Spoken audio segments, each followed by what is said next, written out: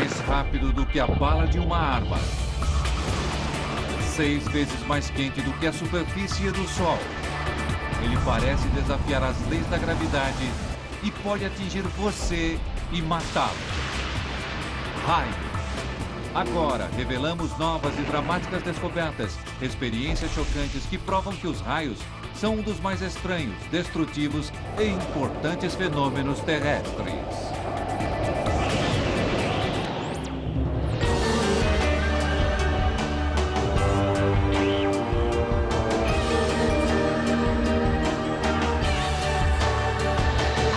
Mistérios da ciência, o poder dos raios. O raio. Gigantescas faíscas de eletricidade estática rasgam a atmosfera a 96 milhões de quilômetros por hora. Até 1 bilhão de volts cortam o ar. Naquele instante, a corrente cria ondas de luz. Vemos um brilhante raio de luz atravessando o céu. O ar dentro dele se aquece até mais de 27.760 graus centígrados. Ele se expande tão rapidamente que explode. Ouvimos um estrondo ensurdecedor de trovão.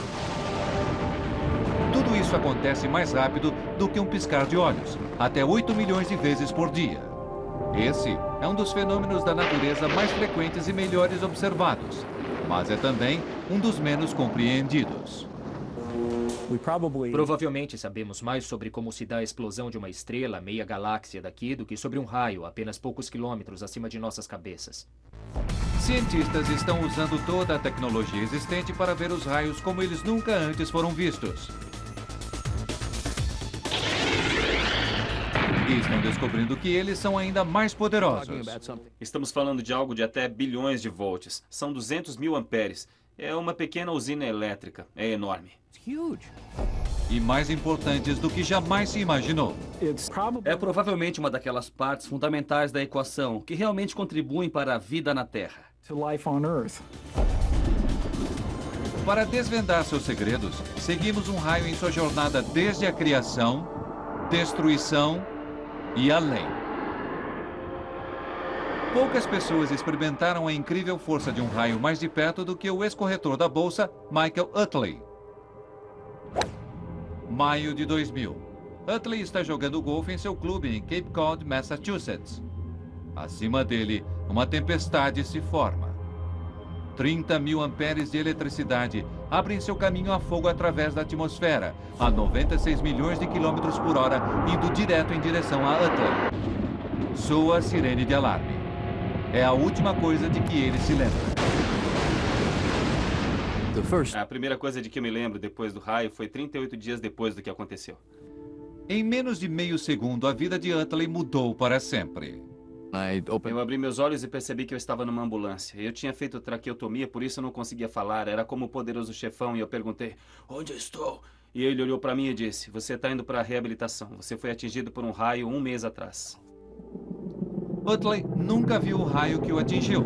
Ele não se lembra daquele dia terrível.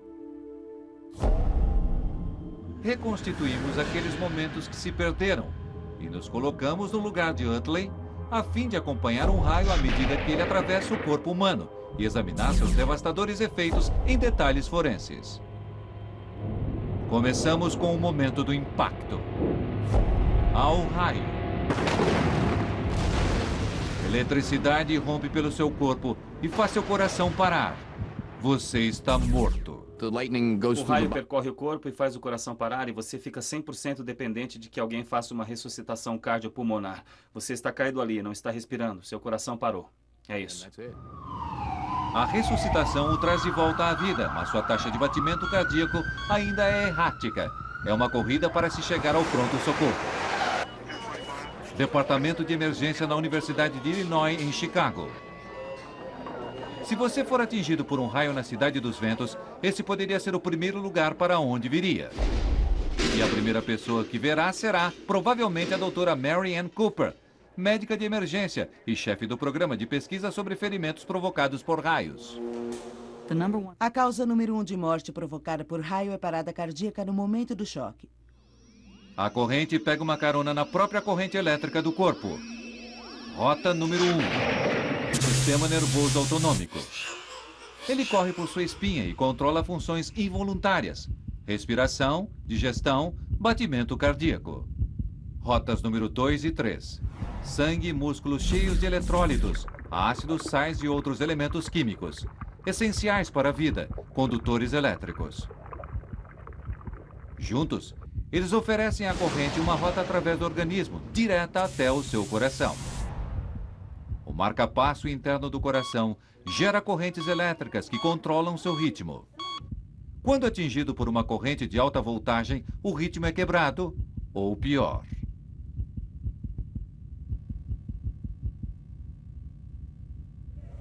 Mas mesmo que você sobreviva ao choque, uma série de ferimentos estranhos e traumáticos irão acometer seu organismo.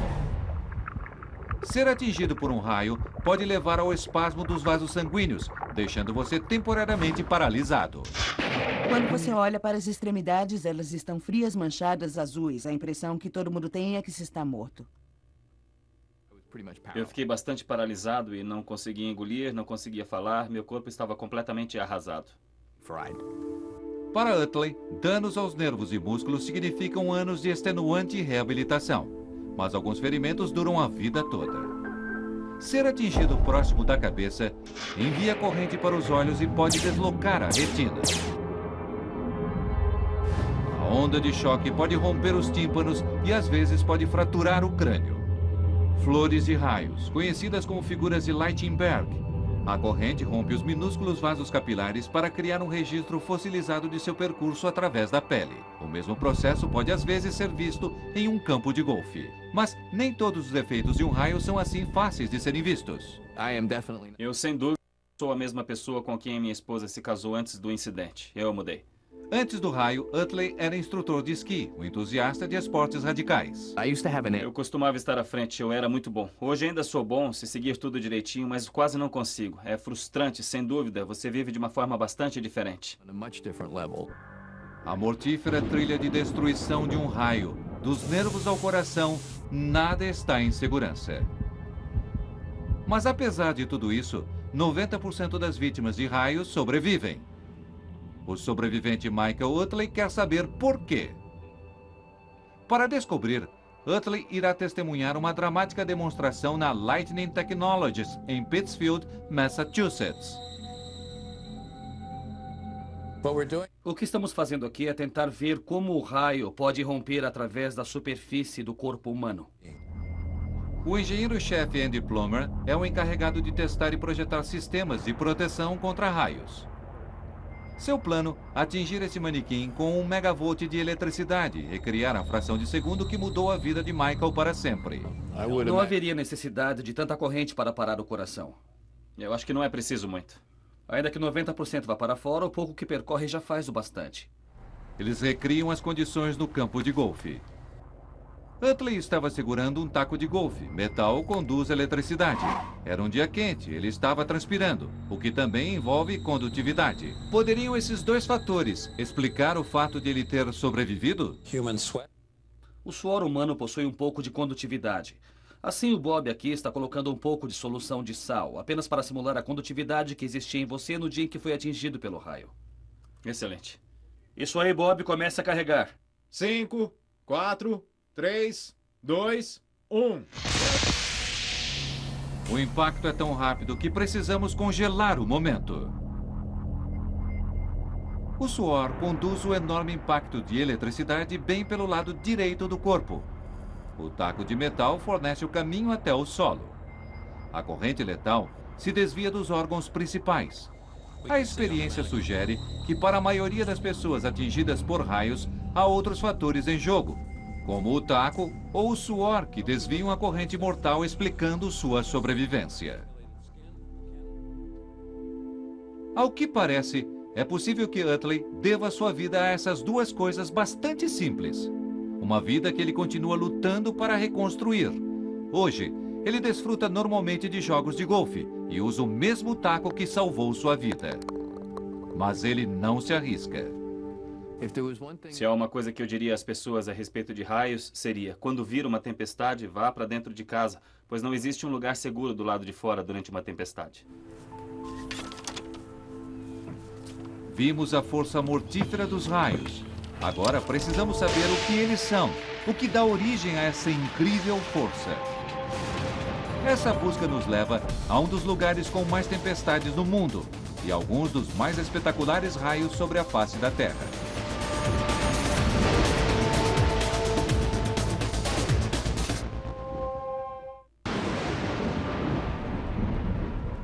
Estamos seguindo um raio em sua jornada através da atmosfera. Vimos o que acontece quando uma tempestade desencadeia sua incrível força. Agora, vamos voltar aos momentos anteriores ao raio, a fim de investigar o que aciona esse misterioso fenômeno. Nossa viagem nos leva a uma cidade onde ocorrem as mais violentas tempestades com raios do mundo. Darwin, no norte da Austrália. Em poucas horas podem ocorrer 1.600 raios.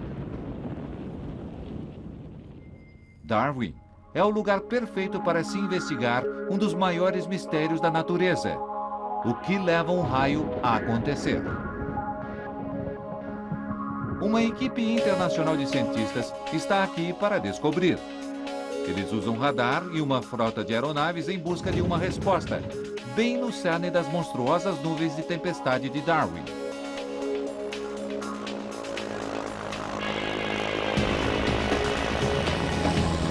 Uma potente mistura de calor e úmido ar tropical significa que essas não são nuvens comuns. Chamadas cumulonimbus, elas podem se elevar até 12.000 metros, a velocidades de 96 km por hora. 21 km acima, altura 2 vezes maior do que a de um jato de passageiros. Acima da tempestade, um antigo avião espião russo adaptado coleta dados sobre a nuvem abaixo. Em algum lugar dentro dessa nuvem, um raio está se preparando para entrar em ação. Compreender como isso acontece tem intrigado cientistas há séculos. Mas eles acreditam que a nuvem atua como um gerador elétrico gigante. Dentro da nuvem, minúsculas gotas de água vão para cima. Elas se congelam e caem de volta como gelo. Elas se esfregam umas contra as outras. Partículas eletricamente carregadas se transferem de uma para outra. As partículas de água e gelo, que outrora eram neutras, agora são carregadas positiva ou negativamente. As partículas negativas mergulham para o fundo da nuvem. As positivas se elevam até o topo, separando as cargas positiva e negativa. Quando se unem novamente, acontece o raio. Essa é a teoria, mas a realidade é ainda mais estranha. O ar não é um bom condutor. A eletricidade não é capaz de passar por ele facilmente. Para deixar que a corrente passe, a estrutura atômica do ar precisa ser literalmente rompida. Para isso acontecer, são necessários milhões, até bilhões de volts. Cientistas pesquisam os céus em busca dessa enorme carga elétrica. Mas mesmo nas imensas nuvens de tempestade de Darwin, ela nunca foi encontrada. Na história dos raios, falta uma peça. É um quebra-cabeça que tem fascinado o físico John Dwyer, do Instituto de Tecnologia da Flórida. O assunto raio é quase constrangedor. Temos estudado raios desde os tempos de Franklin e em mais de 200 anos ainda não respondemos a grande pergunta. Como funciona um raio? Como ele tem início nas tempestades? Como ele se propaga por quilômetros através do ar, desde lá em cima, onde é iniciado, até atingir nossos pés? De uma coisa podemos ter certeza: raio é eletricidade estática e você pode produzi-la em casa. Deixe eu tirar o sapato. E então vou esfregar meus pés no tapete. Conforme esfrego meus pés, a fricção irá separar a carga elétrica. A carga positiva irá para um lado e a negativa para outro.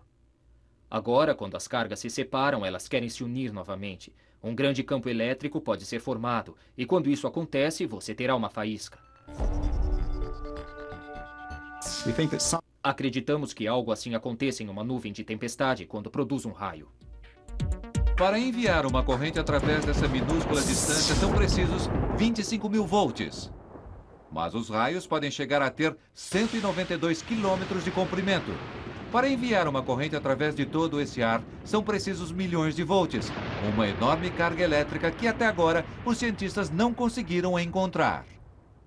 É preciso perguntar, onde está o dedo que está concentrando a carga, levando esses enormes campos a produzirem a faísca? E estamos tendo um trabalho realmente difícil, tentando descobrir onde esse dedo está. Tempestades são violentas. Raios são imprevisíveis. Chegar perto o bastante para fazer medições é praticamente impossível. Cientistas não podem chegar até os raios. Assim, no Centro Internacional para a Pesquisa de Raios da Universidade da Flórida, eles trazem os raios até os cientistas. O que fizemos foi usar raio acionado por foguete. Você pode dizer ao raio onde e quando ocorrer. Dwyer e a equipe lançam um foguete em uma nuvem de tempestade carregada. Pronto para disparar. Armando o foguete. 5, 4, 3, 2, 1. Ele segue um fio de cobre que age como um condutor de raio. Milhões de volts de eletricidade correm da nuvem para o solo.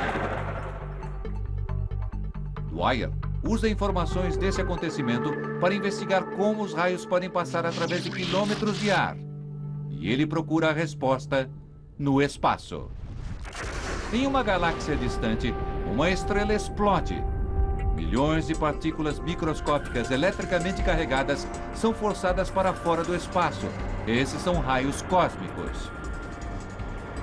Viajando próximo da velocidade da luz, eles cruzam milhões de quilômetros, milhões de anos-luz para chegar à Terra.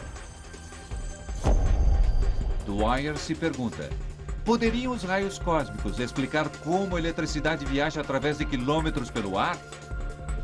Bilhões desses raios bombardeiam nosso planeta a cada segundo. Eles são invisíveis e inaudíveis.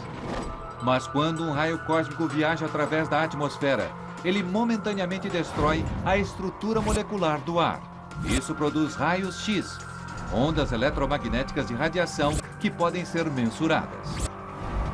Poderiam os raios cósmicos ser o elo perdido na história dos raios? Parece ficção científica. Até mesmo o otimista Dwyer acredita que seja um tiro no escuro. Quando fizemos nosso primeiro raio e fizemos nossa primeira medição de raio-x, eu nem ao menos chequei as informações, senão algumas semanas depois, pois eu realmente não estava esperando ver nada. Quando eu finalmente fiz isso, ali estava na tela um impulso de raio-x, bem onde ocorrer o raio. E eu pensei, qual a probabilidade disso acontecer? Quer dizer, bem ali, ao mesmo tempo. E então olhamos para a ocorrência seguinte, e havia outro impulso ainda maior. Olhamos para a ocorrência seguinte e vimos outro impulso. A cada vez que olhávamos, víamos um grande rompimento de raio-x atingindo nosso instrumento no momento exato em que ocorria o raio. Para Dwyer, trata-se de uma pista. Alguma coisa alterou a estrutura atômica do ar. E ele acredita que possam ser os raios cósmicos. Há séculos trabalhamos com o pressuposto de que raios sejam simplesmente uma forma normal de descarga, como o dedo tocando a maçaneta. Agora, de repente, vemos que isso estava errado.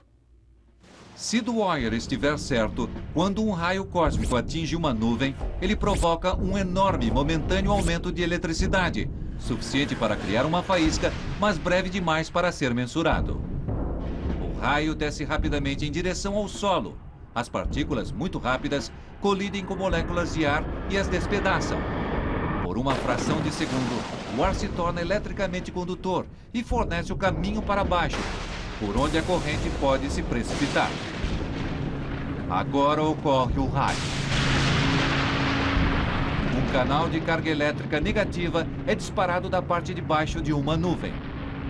Ela se dirige ao solo em etapas rápidas, cada uma levando apenas 50 milionésimos de segundo. À medida que se aproxima, ela provoca um efeito estranho no solo abaixo. Partículas positivas no solo ou em objetos sobre ele são atraídas por seus opostos negativos.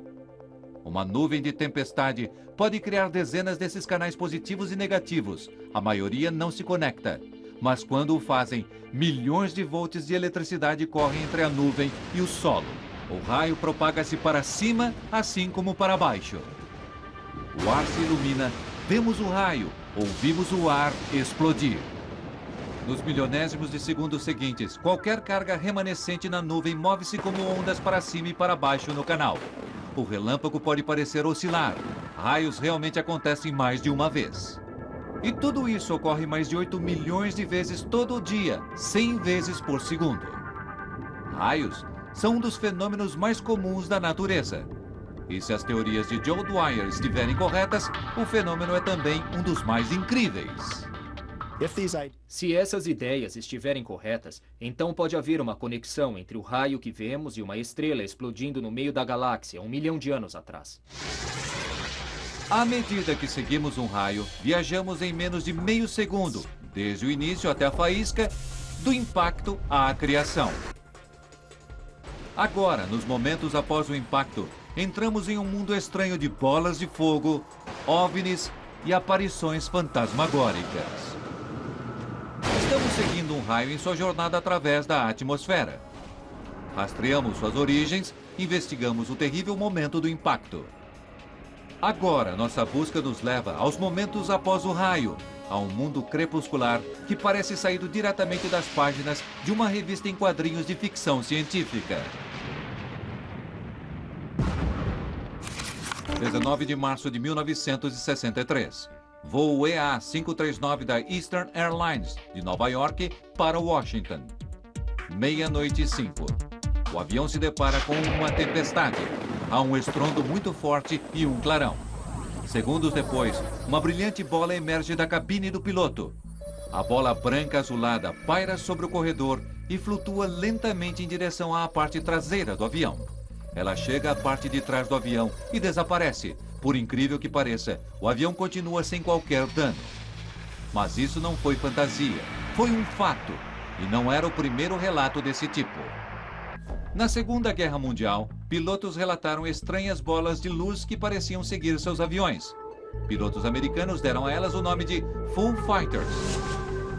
Há milhares de anos, pessoas alegam ter encontrado esferas faiscantes, como fantasmas, mensagens dos deuses e objetos não identificados. Mas havia algo de diferente acerca do relato da Eastern Airlines. A testemunha não era um piloto de caça movido por adrenalina ou um místico medieval. Ele era um cientista, professor de uma renomada universidade britânica.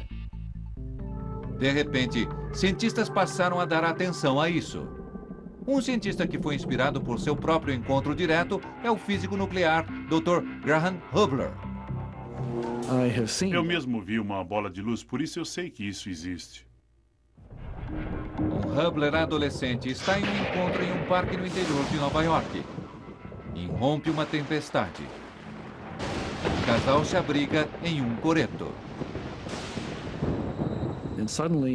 E de repente, à nossa esquerda, estávamos sentados ali desprotegidos do lado esquerdo, e à nossa frente e do lado esquerdo vimos uma bola se aproximando, uma bola de luz. É claro que ficamos aterrorizados, não sabíamos o que era aquilo. Lentamente a bola se aproxima. Ela estava a cerca de uns 30 metros de distância e se aproximava lentamente de nós, como que vagando de um lado para outro, tranquilamente. Ficamos olhando para essa coisa, só que, na verdade, estávamos os dois paralisados. Para o horror dos dois, a bola entra no coreto e rola através do solo, passando pelos pés do casal com um barulho estranho. O barulho que fazia era como o de um fósforo que acabara de ser aceso. Do outro lado do coreto, a bola pula de volta para cima e sobe e sai pela parte aberta. Ela pulou de volta cerca de quase 2 metros do chão e partiu uns 6, 9 metros noite adentro. E aí, muito rapidamente, caiu no chão e desapareceu sem um barulho sequer. A experiência deixa Hubler com uma fascinação por bolas de luz. Ele coleciona milhares de relatos de testemunhas. Há múltiplas bolas de luz. Bolas que caem do céu, que explodem, que assobiam, giram, flutuam, saltam. Foram até vistas atravessando objetos sólidos sem deixar vestígios. Não existe uma boa teoria que explique as características de bolas de luz. Diferentes teorias podem explicar uma ou duas das características de bolas de luz, mas nenhuma delas consegue realmente dar uma boa explicação. Um homem que examinou todas as provas e investigou todas as teorias é o físico Mark Stanhoff. Deve haver tantas teorias acerca de bolas de luz quanto cientistas que têm investigado. Mas há uma coisa com que praticamente todos concordam. Bola de luz é provavelmente plasma. Plasma é a forma mais comum de matéria no universo. O Sol, fogo, raio e o espaço entre as estrelas são todos plasma. Não é difícil fazer plasma. Faça uma corrente percorrer um gás e ele irá espontaneamente emitir luz. Mas explicar como uma bola de fogo pode se materializar saindo do nada tem deixado perplexos os cientistas há séculos. Creio que logo que vemos algo que não podemos explicar, especialmente alguma coisa tão bizarra quanto essa, costumamos sair de nossos limites normais e explicar essas coisas usando, se você desejar, explicações bastante sobrenaturais. Uma das teorias mais sensatas é que a bola de luz seja produzida por um fenômeno raro, conhecido como relâmpagos esféricos. O vídeo mostra um raio que parece quebrar-se em pequenas esferas. Alguns cientistas argumentam que bolas de luz sejam esferas de plasma que se separou da faísca. Mas existe um grande problema. Testemunhas falam de bolas que duram minutos. Essas esferas desaparecem em menos de meio segundo.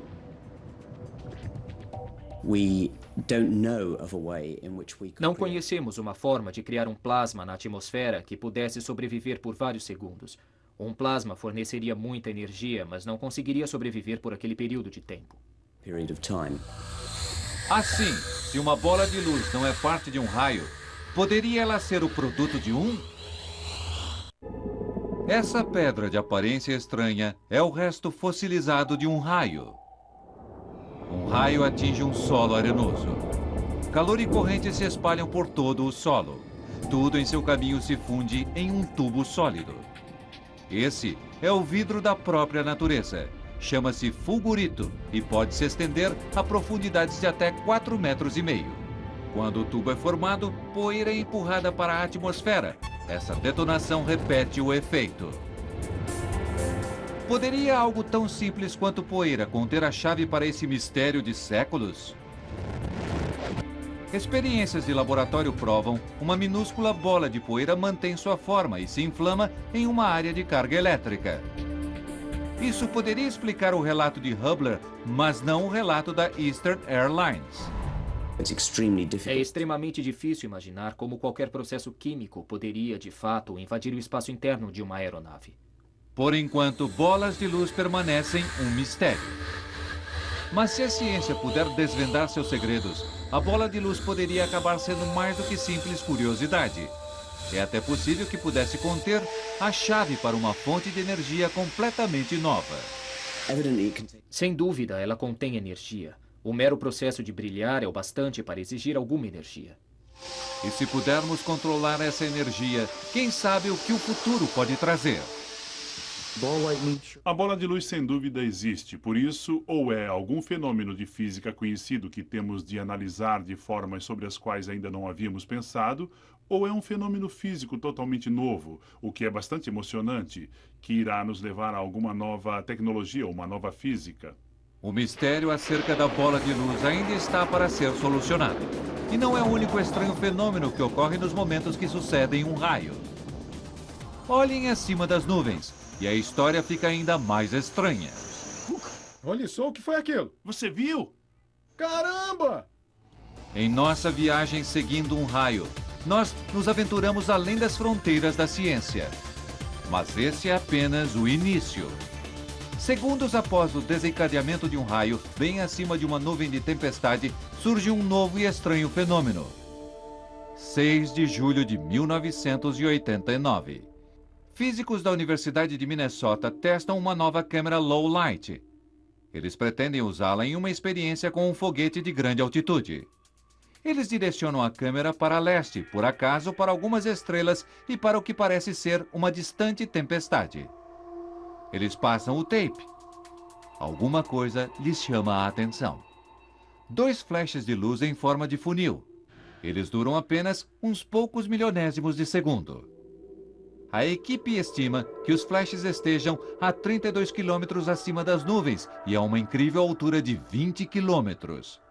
Por puro acaso, eles captaram algo totalmente novo para a ciência. A partir desse laboratório de pesquisa na Universidade de Duke, na Carolina do Norte, o professor Steve Kummer busca esses estranhos espectros.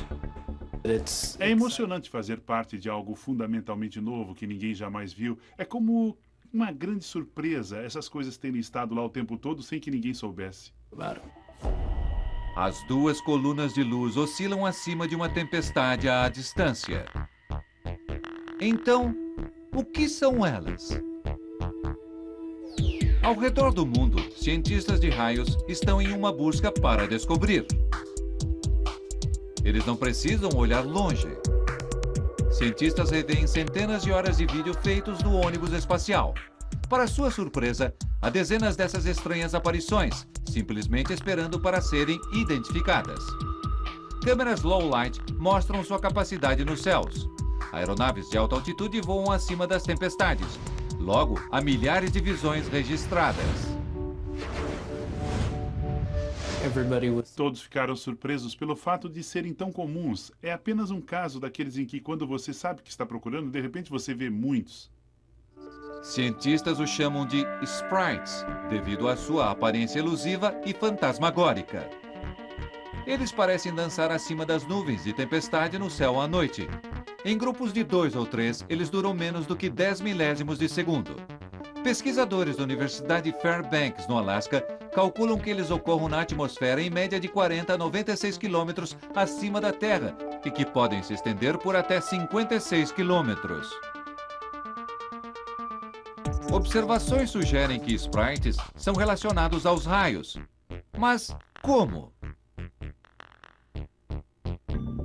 Em um campo na Carolina do Norte, uma antena capta os sinais de rádio produzidos por um raio. Steve Kummer usa isso para ouvir o barulho do rádio feito por descargas de raios individuais. O equipamento é tão sensível que consegue detectar raios no momento em que ocorrem em qualquer parte do planeta. Cada um desses impulsos individuais é um daqueles impulsos de um raio que cai em alguma parte do planeta. Kummer usa esses dados para medir o tamanho de cada raio. Ele os compara com as visões de sprites vindas de outras estações de pesquisa. Surge um padrão. Sprites ocorrem em frações de 1 segundo depois de um raio, mas somente depois dos mais poderosos raios. Kummer acredita que essa enorme liberação de energia cause uma perturbação na atmosfera acima. Esse vídeo de alta velocidade, o mais detalhado filme de um sprite já feito, sustenta a teoria de Kummer. 72 quilômetros acima, a descarga elétrica aumenta momentaneamente. Ela dispara uma faísca gigante. Milhões de partículas eletricamente carregadas aceleram para fora a 10 milhões de metros por segundo. Sprites costumam ter cerca de 64 quilômetros. A parte de baixo aqui tem talvez 40. A parte de cima tem 96 ou 104 quilômetros. Sprites possuem muitas formas e tamanhos. Desde o chamado sprite A-bomb, com até 96 quilômetros de diâmetro, até o Tau Skinny, com menos de 1.600 metros de largura e apelidado de Diet Sprite. 5 anos depois do primeiro sprite ter sido visto, pesquisadores da Universidade Fairbanks, no Alasca, buscam sprites bem acima de uma tempestade monstruosa. Eles usam uma sensível câmera low light e captam as primeiras imagens coloridas já registradas dos sprites. É uma surpresa espetacular. O que provoca essa exibição de cores? A cada nova descoberta surgem novas perguntas. Mas os sprites são fugidios, imprevisíveis e quase impossíveis de serem observados de perto. Por isso, Earl Williams, do MIT, criou sua própria maneira de observação. Ele a chama de sprite na garrafa. Qual a sua pressão agora, Mike? 33. Em uma tipografia abandonada em Brockton, Massachusetts, Williams e sua equipe usam um tubo de plexiglass, uma antiga direção de carro e muita engenhosidade a fim de criar seu próprio sprite. Vamos lá. Eles recriam condições na média atmosfera, 80 quilômetros acima do planeta. Ali está uma boa luz de sprite. Começamos com um tubo cheio de ar com pressão atmosférica, como o ar neste cômodo que estamos respirando. Com bombas de vácuo sob a mesa, bombeamos o tubo para pressões mais baixas, que correspondem a altitudes de 80 quilômetros. Fazendo passar uma corrente elétrica pelo tubo, eles criam um mágico espetáculo de luz. É o mesmo processo que ilumina Las Vegas. O gás neon nesses tubos é invisível, mas passe uma corrente por ele e ele produz luz colorida. Na atmosfera, a maior parte do gás é nitrogênio. Atinge o ar próximo do solo com uma corrente e uma deslumbrante luz branca será produzida. Mas mude a pressão e a cor também muda. 80 quilômetros acima na atmosfera terrestre, baixa pressão significa que o nitrogênio produz luz vermelha. Mas à medida que o Sprite se estende em direção à Terra, a pressão do ar aumenta sob a gravidade, a luz se altera para roxo e então para azul. Nos céus, eles duram apenas uns poucos milionésimos de segundo. Mas com o Sprite na garrafa, Williams pode estudar as forças que os moldam em seu próprio tempo. Mas mesmo sob as condições controladas do laboratório, o Sprite é uma criatura volátil. Está subindo. Vou deixar o ar, está subindo. Isso, dei tudo que tem. Uma bela exibição. É bem bonito. Gosto disso. Belos discos. Os sprites são muito vivos e, como é possível ver, os padrões do tubo são muito vivos, movendo e girando e bastante instáveis também. Isso é bonito, olha só para isso. A garrafa permite que o Williams olhe realmente no interior do mundo oculto dos Sprites. Nunca vi aquele antes. E descobre que podem haver fenômenos ainda mais estranhos esperando para ser descobertos. Cientistas que estudam Sprites esperam o inesperado. O que foi aquilo? Mas nem mesmo eles estão preparados para isso. Você viu? Foi tão bonito. Porto Rico, 2001. Um jato de luz azul parte do topo de uma nuvem de tempestade e viaja a mais de 64 quilômetros nos céus. Outras visões confirmam, esse não é um Sprite. Ele viaja para cima e não para baixo, desde a nuvem e não da atmosfera média. É uma espécie totalmente nova chamada Blue Jet, ou jatos azuis. Quando vi o vídeo, fiquei como que é realmente espetacular. Eu me pergunto o que era aquilo. Blue Jets são um mistério. Ninguém realmente sabe como são gerados. E a coisa não para aqui. Em seguida vem uma espécie ainda mais rara, elfos. O impulso de um raio aciona um halo horizontal de luz cerca de 96 quilômetros acima da Terra, que se espalha rapidamente até um diâmetro de mais de 400 quilômetros. Praticamente todo mundo que partiu com um novo instrumento ou para uma nova região do mundo para observar acima das tempestades em busca de algo novo, encontrou algo novo. Sprites, Blue Jets, Elves.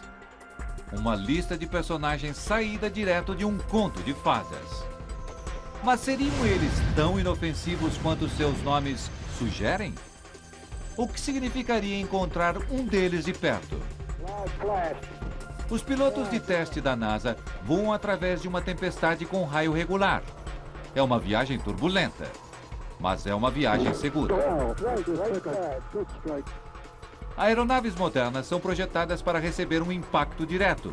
A corrente flui ao longo e para fora de sua estrutura e continua rumo ao solo.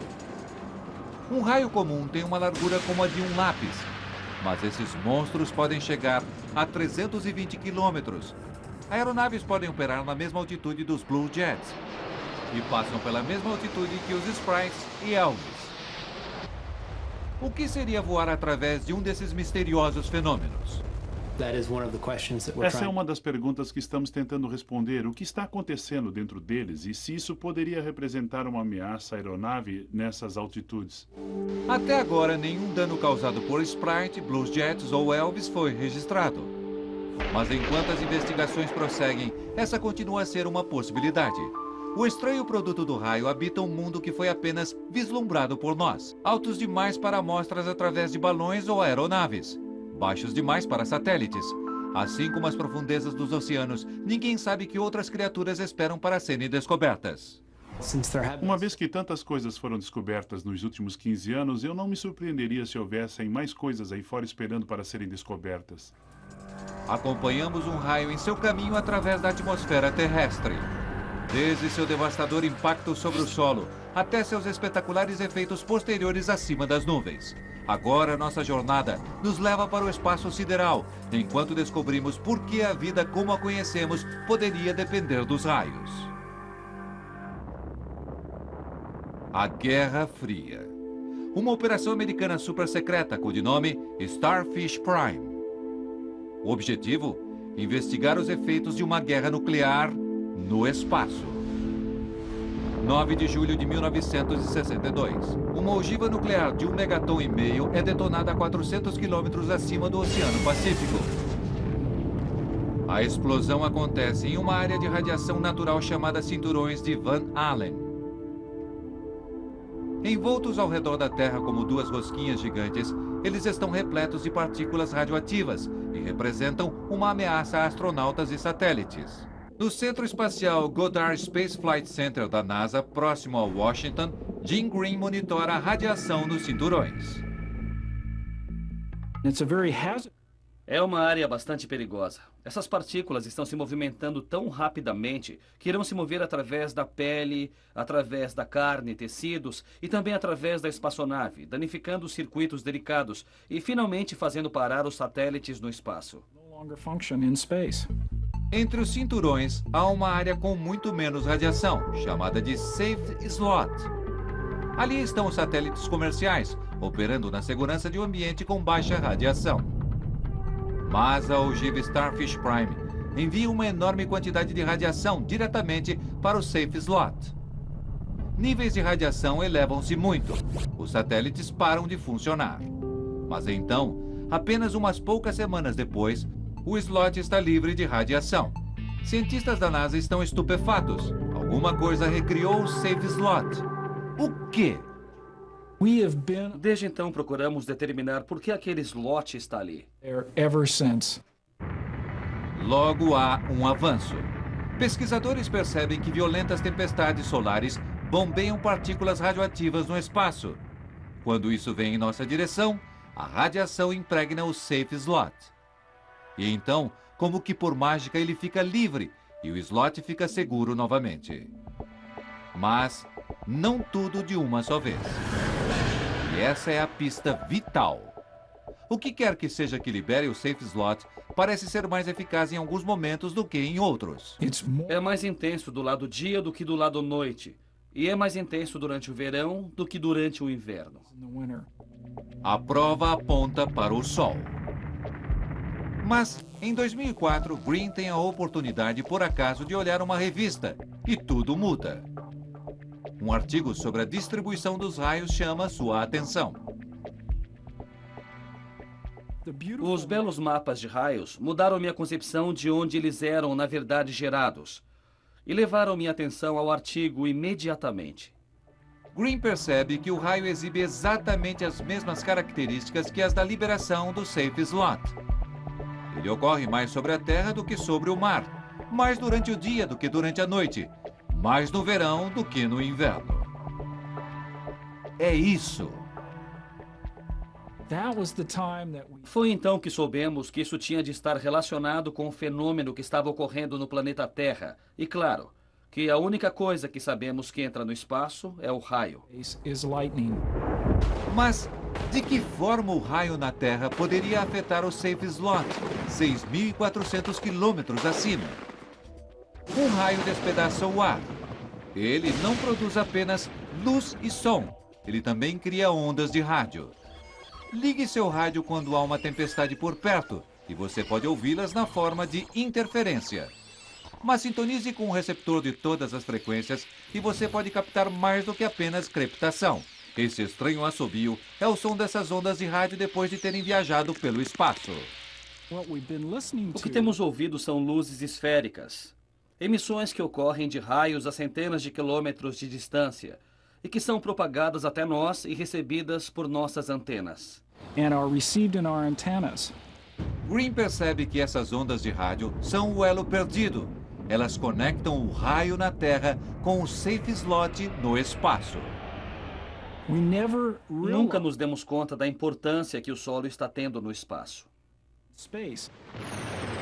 Em 2005, Jim e sua equipe surgem com uma nova e radical teoria. Menos de um segundo depois que um raio atinge a Terra, a onda de rádio chega aos cinturões de radiação. Ali, ela interage com as partículas eletricamente carregadas, a radiação. Isso força as partículas para fora do Safe Slot. A radiação é liberada e o Safe Slot volta ao normal.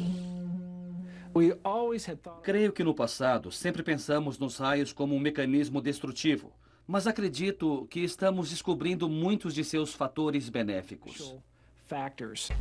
Se Green estiver certo, sem raios a radiação logo preencheria o safe slot. Satélites cairiam, tirando de nós muitas das coisas das quais dependemos hoje em dia. Comunicação global, sistemas de navegação, telefones celulares, televisão por satélite, tudo isso cessaria. A vida como a conhecemos deixaria de existir. Se os raios parassem amanhã, veríamos uma dramática mudança na nossa maneira de viver hoje. Ele é provavelmente uma daquelas partes fundamentais da equação que realmente contribui para a vida no planeta Terra. Raios. Há milhões de anos eles povoam nossas visões mais sombrias e infundem horror através de nossos mitos mais antigos. Hoje, estamos mais perto do que nunca de desvendar seus segredos. E quanto mais descobrimos, mais os raios desafiam nossas expectativas. Suas origens podem estar além de nosso mundo. Eles podem assumir formas estranhas e criar deslumbrantes espetáculos de luz. Os raios são devastadores, lindos e essenciais para a vida como a conhecemos. A incrível jornada de um raio, desde o espaço sideral até o funcionamento interno do corpo humano. Vida e morte, destruição e criação. Tudo isso em menos do que um piscar de olhos. Versão brasileira Centauro.